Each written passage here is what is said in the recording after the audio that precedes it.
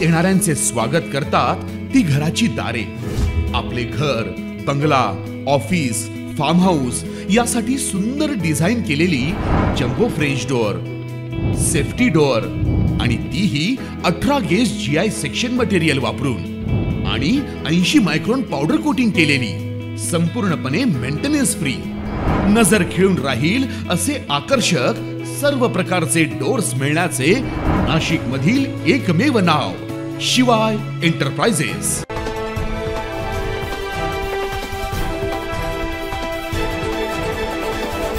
धुळे महानगरपालिकेच्या जुन्या इमारतीच्या प्रांगणात आज क्रास्ना डायग्नोस्टिक सेंटरचं उद्घाटन पालकमंत्री गिरीश महाजन यांच्या हस्ते फीत कापून करण्यात आलं। यावेळी धुळ्यातील गरजू गोरगरीब जनतेला अल्पदरात आरोग्यविषयक चाचण्या व्हाव्यात माजी महापौर करपेंची संकल्पना होती आणि ती संकल्पना आता प्रत्यक्षात साकार झाली असून गरिबांना अल्पदरात उपचार मिळणार आहे। तसेच पंतप्रधान नरेंद्र मोदींनी गोरगरीब जनतेसाठी 5 लाख रुपयांचे मोफत उपचार दिले आहेत। त्याचा गोरगरीब जनतेला फायदा होत आहे असे धुळ्याचे पालकमंत्री गिरीश महाजन यांनी सांगितलं। तुम्हाला वाटतं अचानक जर आपल्या घरावर असं संकट आलं तर मग करायचं काय?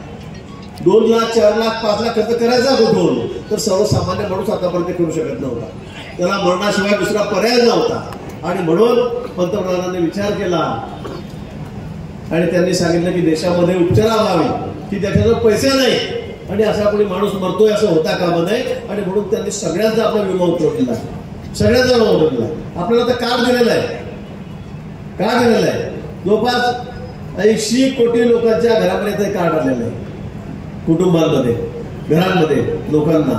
आणि त्या कार्ड दिलं तर तुम्ही नाशिकला जा, पुण्याला जा, मुंबईला जा, कुठले मोठं हॉस्पिटल जा, ते कार्ड दिलं की ते संलग्न आहे अशा हॉस्पिटलमध्ये जाऊन तुमचा इलाज 5 लाखापर्यंत त्या ठिकाणी मोफत होणार आहे।